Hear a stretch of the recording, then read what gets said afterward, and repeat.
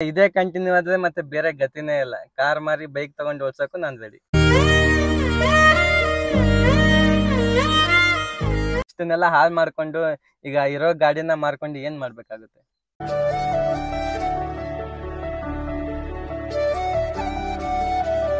Patience ಎಲ್ಲಿವರೆಗೆ ಇರುತ್ತೆ?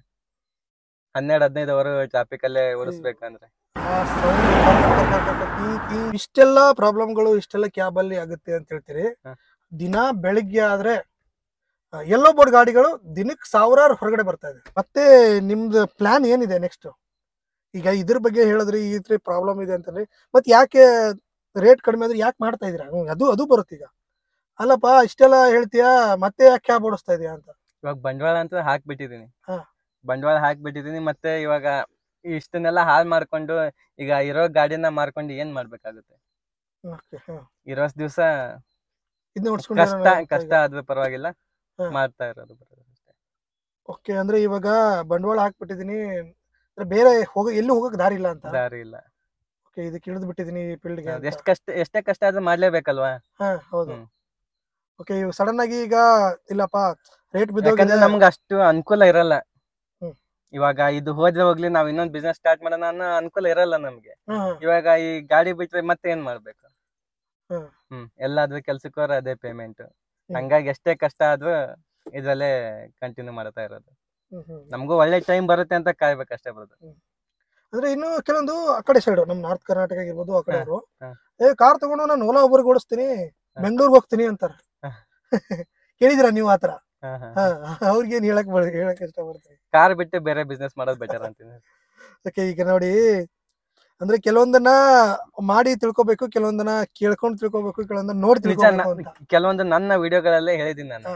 ಈಗ ಡ್ರೈವಿಂಗ್ ಕೆಲಸ ಮಾಡೋದಕ್ಕೆ ಬೆಂಗಳೂರಲ್ಲಿ ಸಾಕಷ್ಟು ಆಪರ್ಚುನಿಟಿ ಸಿಗ್ತವೆ. ಯಾವ್ದಾದ್ರು ಕಂಪನಿನಲ್ಲಿ ಡ್ರೈವರ್ ವೇಕೆನ್ಸಿ ಜಾಸ್ತಿ ಇರ್ತವೆ. ಅವ್ ಬರ್ಬೇಕು, ಇಲ್ಲಿ ಒಂದ್ ಸ್ವಲ್ಪ ಎಕ್ಸ್ಪೀರಿಯನ್ಸ್ ತಗೋಬೇಕು ಅವ್ರು. ಆಮೇಲೆ ನಾನ್ ಬೆಂಗಳೂರಲ್ಲಿ ದುಡಿತೀನಿ ಅನ್ನೋ ಕಾನ್ಫಿಡೆನ್ಸ್ ಅವ್ರ ಹತ್ರ ಬಂದ್ರೆ ಮಾಡ್ಕೋಬಹುದು. ಇನ್ನೊಂದು, ಈಗ ಬೇರೆ ಕಡೆ ಹೈವೇನಲ್ಲಿ ನಮ್ಮ ಊರುಗಳಲ್ಲೆಲ್ಲ ಗಾಡಿ ಓಡಿಸ್ತೀವಲ್ವಾ, ಆ ರೀತಿ ಇಲ್ಲಿ ಗಾಡಿ ಓಡಿಸಕ್ ಆಗಲ್ಲ. ಸಿಕ್ಕಾಪಟ್ಟೆ ಟ್ರಾಫಿಕ್. ಬೆಂಗಳೂರು ಅಂತ 10 ಕಿಲೋಮೀಟರ್ಗೆ 10 ನಿಮಿಷದಲ್ಲಿ ಹೋಗ್ಬೋದು, 8 ನಿಮಿಷಕ್ಕೂ ಹೋಗ್ಬೋದು. 10 ಕಿಲೋಮೀಟರ್ಗೆ 1.5 ಗಂಟೆ ಹೋಗ್ಬೇಕಂದ್ರೆ ಅದಕ್ಕೆ ಪೇಶನ್ಸ್ ಹೆಂಗಿರ್ಬೇಕು? ಅದ್ ತುಂಬಾ ಕಷ್ಟ. ಬಂಪರ್ ಟು ಬಂಪರ್ ಟ್ರಾಫಿಕ್ ಇರುತ್ತೆ. ಸ್ವಲ್ಪ ಲೆಫ್ಟ್ ರೈಟ್ ಟರ್ನ್ ಮಾಡಂಗಿಲ್ಲ. ಲೆಫ್ಟ್ ಟರ್ನ್ ಮಾಡಿದ್ರೆ ಈ ಕಡೆಯಿಂದ ಹೊಡಿತಾರೆ, ಒಂದ್ ಸ್ವಲ್ಪ ಬ್ರೇಕ್ ಹಾಕಿದ್ರೆ ಹಿಂದೆಯಿಂದ ಹೊಡಿತಾರೆ. ಅಷ್ಟು ಟ್ರಾಫಿಕ್ ಅಲ್ಲಿ ಗಾಡಿ ಓಡಿಸೋದು ತುಂಬಾನೇ ಕಷ್ಟ, ಎಕ್ಸ್ಪೀರಿಯನ್ಸ್ ಇಲ್ಲ ಅವ್ರಿಗೆ.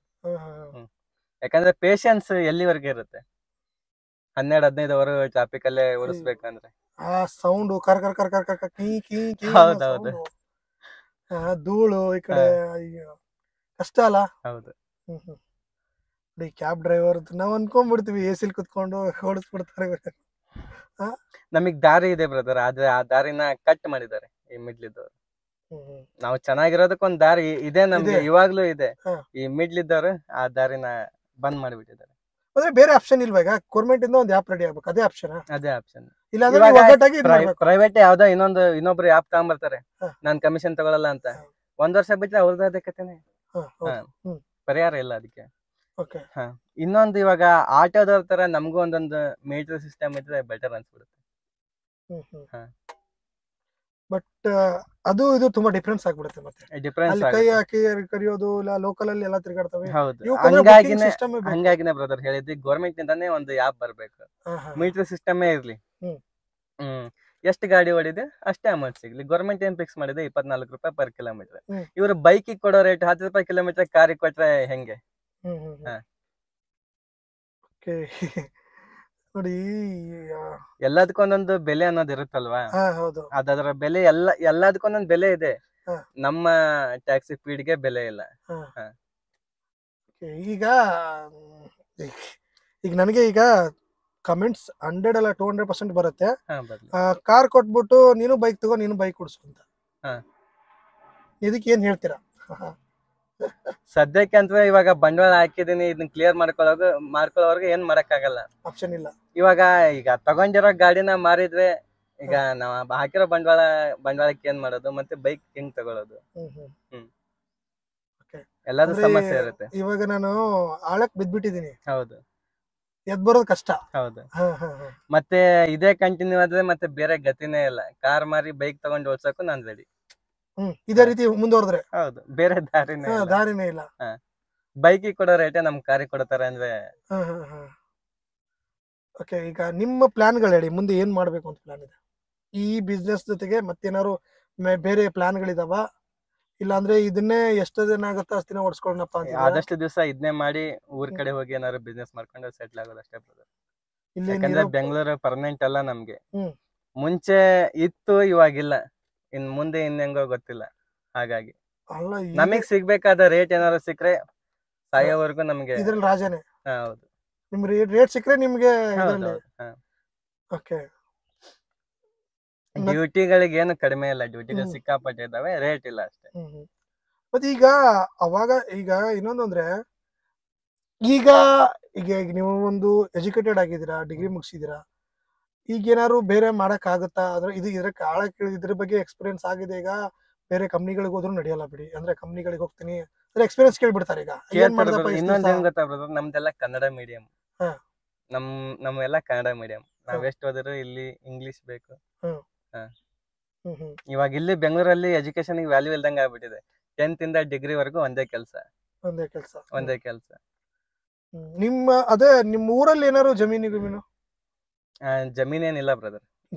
ಏನಾದ್ರು ಇನ್ವೆಸ್ಟ್ಮೆಂಟ್ ಮಾಡಿ ಬಂಡವಾಳ ಹಾಕಿನ ಯಾರು ಮಾಡ್ಕೋಬೇಕಷ್ಟೇ. ಓಕೆ, ಏನಾದ್ರು ಅಲ್ಲೇ ಮಾಡ್ಬೇಕಿನ. ನೋಡಿ, ಯಾರಾದ್ರೂ ಬರ್ತಿರ್ತಾರೆ, ಇನ್ನು ಬರೋರು ಇರ್ತಾರೆ, ಕ್ಯಾಬ್ ಓಡಿಸ್ತೀನಿ, ನಾನು ಹೊಸ ಕ್ಯಾಬ್ ಹಾಕ್ತೀನಿ, ಹಂಗೆ ಹಿಂಗೆ ಅಂತ. ಇದರಿಂದ ಎಕ್ಸ್ಪೀರಿಯನ್ಸ್ ತಗೊಳ್ಳಿ. ಬನ್ನಿ, ಒಂದ್ ಸ್ವಲ್ಪ ದಿವಸ ಬೇಕಾದ್ರೆ ಬಾಡಿಗೆ ಗಾಡಿ ಓಡಿಸಿ, 1 ತಿಂಗಳು 2 ತಿಂಗಳು ಸಿಗ್ತವೆ. ಈ ಕಂಪನಿಗಳಲ್ಲಿ ಬೇರೆ ಬೇರೆ ತುಂಬಾ ಸಿಗ್ತವೆ ಡ್ರೈವರ್ ಆಗಿ ಕೆಲಸ ಮಾಡೋದಕ್ಕೆ ಬೆಂಗಳೂರಲ್ಲಿ. ಅದ್ ನೋಡ್ಸಿ ನಿಮ್ಗೆ ಎಕ್ಸ್ಪೀರಿಯನ್ಸ್ ತಗೊಳ್ಳಿ. ಹೌದು, ಯಾಕಂದ್ರೆ ಟ್ರಾಫಿಕ್ ಅಲ್ಲಿ ಓಡಿಸೋದು ತುಂಬಾನೇ ಕಷ್ಟ. ಈಗ ಲಾಂಗ್ ಟ್ರಿಪ್ ಅದು ಹೋಗೋದ್ರ? ಲಾಂಗ್ ಟ್ರಿಪ್ ಅದು ಈಗ ರೇಟ್ ಡೌನ್ ಆಗಿದೆ ಬ್ರದರ್. ಲಾಂಗ್ ಟ್ರಿಪ್ ವರ್ಕೌಟ್ ಆಗಲ್ಲ. ಈಗ ಒಂದೇ ವರ್ಷಕ್ಕೆ 1 ಲಕ್ಷ ಕಿಲೋಮೀಟರ್ ಗಾಡಿ ಓಡುತ್ತೆ. ಹೌದು, 1 ಲಕ್ಷ ಹೋಗುತ್ತೆ. ಹೌದು, 3 ವರ್ಷ ಅನ್ನೋದ್ರೊಳಗೆ ಗಾಡಿಯನ್ನು ಉಳಿಯೋದಿಲ್ಲ. ಓಕೆ, ಅದರಿಂದನೂ ಹೊಡ್ತಾ. ಹೌದು, ಅದ್ರಲ್ಲೂ ರೇಟ್ ಡೌನ್ ಆಗಿದೆ ಇವಾಗ. ಈಗ ಇದರಿಂದ ಈ ಕ್ಯಾಬ್ ಹಾಕೋದ್ರಿಂದ ಲಾಭ ಏನಿದೆ ಹೇಳಿ? ಇಷ್ಟೊತ್ತರೆಗೂ ನಾವು ನಷ್ಟ ಆಗುತ್ತೆ, ಹಂಗಾಗುತ್ತೆ, ಹಿಂಗಾಗುತ್ತೆ ಅಂತ ಹೇಳಿದ್ವಿ. ಲಾಭ ಏನಿದೆ ಕ್ಯಾಬ್ ಹಾಕೋದ್ರಿಂದ? ಲಾಭ ಇತ್ತು ಬ್ರದರ್. ಇವಾಗ ರೇಟ್ ಸರಿಯಾಗಿ ಸಿಕ್ಕರೆ ಲಾಭನೇ ಇದೆ. ಇನ್ನೊಂದ್ ಹೆಂಗ್ ಗೊತ್ತಾ, ಇವಾಗ ನಾವು ಇಷ್ಟು ಓದ್ಕೊಂಡಿದೀವಿ, ಎಲ್ಲಾದ್ರೂ ಕಂಪ್ನಿಗೆ ಹೋದ್ರೆ ಇನ್ನೊಬ್ರ ಕೈ ಕೆಳಗೆ ನಾವು ಕೆಲಸ ಮಾಡ್ಬೇಕು. ಹೌದು, ಅವರು ಬೈಸ್ಕೊಂಡು ಅಂದ್ರೆ ಅನ್ಸ್ಕೊಂಡು ಆ ರೀತಿ ಕೆಲಸ ಮಾಡ್ಬೇಕು. ಇದಂದ್ರೆ ನಮ್ಮ ಸ್ವಂತ ನಮ್ ಫ್ರೀಡಮ್ ಇರುತ್ತೆ. ನಮ್ ಇಷ್ಟ, ಇವಾಗ ಬೇಕಾದ್ರೆ ಲಾಗಿನ್ ಆಗ್ಬೋದು. ಹೌದೌದು, ಅಂದ್ರೆ ನಮ್ದೇ ನಾವೇ ಓನರ್ ಆಗಿರ್ತೀವಿ. ನಾವೇ ಓನರ್. ಆ ರೀತಿ ಅದೊಂದ್ ರೀತಿ ಸ್ವಾಭಿಮಾನದಿಂದ ದುಡಿಯೋದಕ್ಕೆ ಒಂದು ದಾರಿ. ಅದಕ್ಕೆ ಇದು ಓಕೆ. ಆದ್ರೆ ಈ ರೇಟ್ಗಳು ಸರಿಯಾಗಿ ಸಿಗ್ತಾ ಇಲ್ಲ. ಓಕೆ, ಮತ್ತೆ ನಿಮ್ಮ ಪ್ಲಾನ್ಗಳಾಯ್ತು. ಈಗ ಅಂದ್ರೆ ಹಿಂಗೆ ಹೋದ್ರೆ ಮುಂದೆ ಇನ್ನೂ ಎಡವಟ್ಟಾಗೋ ಪ್ಲಾನ್ಸ್ಗಳಿದೆಯಾ? ದಾರಿ ಸಿಗ್ಲಿಲ್ಲ ಅಂದ್ರೆ ಎಡವಟ್ಟಾಗೇ ಆಗುತ್ತೆ. ಹೌದು, ನಮ್ಮ ಡ್ರೈವರ್ಗಳೆಲ್ಲ ಸುಮ್ನೆ ಇದ್ರೆ ಇನ್ನೂ ಮಾಡ್ತಾರೆ ಅಷ್ಟೇ. ಸ್ಟೆಪ್ ಬೈ ಸ್ಟೆಪ್ ರೇಟ್ ಕಡಿಮೆ ಮಾಡ್ತಾ ಬಂದಿದ್ದಾರೆ. ಇಷ್ಟೆಲ್ಲಾ ಪ್ರಾಬ್ಲಮ್ಗಳು ಇಷ್ಟೆಲ್ಲ ಕ್ಯಾಬ್ ಅಲ್ಲಿ ಆಗುತ್ತೆ ಅಂತ ಹೇಳ್ತೀರಿ. ದಿನ ಬೆಳಿಗ್ಗೆ ಆದ್ರೆ ಎಲ್ಲೋ ಬೋರ್ಡ್ ಗಾಡಿಗಳು ದಿನಕ್ಕೆ 1000 ಹೊರಗಡೆ ಬರ್ತಾ ಇದೆ. ಹೌದು, ಮತ್ತೆ ಇದು ಹೆಂಗೆ? ಈಗ ಎಷ್ಟೇ ಕಷ್ಟ ಆಗ್ಲಿ ಮಾಡ್ಲೇಬೇಕಲ್ವಾ. ಬೇರೆ ದಾರಿ ಏನು ಗೊತ್ತಿರಲ್ಲ. ಈಗ ಎಜುಕೇಶನ್ಗೆ ವ್ಯಾಲ್ಯೂ ಇಲ್ದಂಗ ಆಗಿದೆ ಬೆಂಗಳೂರಲ್ಲಿ. ಎಲ್ಲಾರು ಕೆಲಸ ಕೇಳ್ಕೊಂಡು ಹೋದ್ರೆ ಎಕ್ಸ್ಪೀರಿಯನ್ಸ್ ಕೇಳ್ತಾರೆ. ಬೇರೆ ಏನ್ ಮಾಡ್ಬೇಕು ಹೋದವರೆಲ್ಲ. ಹಂಗಾಗಿ ಇದೊಂದ್ ತಲೆಯಲ್ಲಿ ಬರುತ್ತೆ, ಏನೋ ಗಾಡಿ ಹಾಕೊಂಡ್ರೆ ದುಡಿಬಹುದೇನೋ ಅನ್ನೋ ಒಂದು ಇದು ಬರುತ್ತಲ್ವಾ. ಅಂದ್ರೆ ನಿಮ್ ಪ್ರಕಾರ ಏನಂದ್ರೆ, ಈಗ ಡ್ರೈವರ್ ಆಗಿರ್ತಾನವನು, ನನಗೆ ಬೇರೆ ದಾರಿ ಗೊತ್ತಿಲ್ಲ. ಹೌದು, ಸ್ವಂತ ದುಡಿಮೆ. ಬೇರೆಯವ್ರ ಹತ್ರ ಹೋಗಿ ಕೆಲಸ ಮಾಡ್ಕೊಂಡು ಹಾಳಾಗಿರೋದ್ಕಿಂತ ಸ್ವಂತ ಏನಾದ್ರು ಮಾಡ್ಕೊಳ್ಳೋಣ ಅನ್ನೋ ಒಂದು ಕಾನ್ಫಿಡೆನ್ಸ್ ಮೇಲೆ ಬರ್ತಾರೆ. ಓಕೆ, ಅಂದ್ರೆ ಇನ್ನೊಂದು ನೋಡ್ಬೋದು ನೀವು, ಡಿಸೈರ್ಗೆ ಎಷ್ಟು ವ್ಯಾಲ್ಯೂ ಇದೆ ಅಂದ್ರೆ. ಹೌದು, ದಿನ ನಿಮ್ಗೆ ಗೊತ್ತಿರುತ್ತೆ, ಇವತ್ತು ಸಿಗಲ್ಲ. ಸದ್ಯಕ್ಕೆ ಈಗ ಮಾರ್ಕೆಟಿಂಗ್ ಇರೋದಂದ್ರೆ ಈ ಡಿಸೈರ್ ಅಂದ್ರೆ. ಅದು ಬುಕ್ ಮಾಡಿ 6-7 ತಿಂಗಳಿಗೆ ಬರ್ತಾ ಇತ್ತು. ಇವಾಗ ಹೊಸ ಮಾಡೆಲ್ ಬರ್ತಾ ಇದೆ, ಹಂಗಾಗಿ ಬುಕಿಂಗ್ ಸ್ಟಾಪ್ ಮಾಡಿದ್ದಾರೆ. 7 ತಿಂಗಳು ಬೇಕು, 8 ತಿಂಗಳು ಬೇಕು. ಅದು ಜಾಸ್ತಿ ಅಂದ್ರೆ ಎಲ್ಲೋ ಬೋರ್ಡ್ಗೆ ಇದು ಫೇಮಸ್. ಹೌದೌದು, ಸದ್ಯಕ್ಕೆ ಮಾರ್ಕೆಟಿಂಗ್ ಇರೋದೇ ಡಿಸೈರ್. ಇದು ಬಿಟ್ರೆ ಯಾವ್ದಿಲ್ಲ.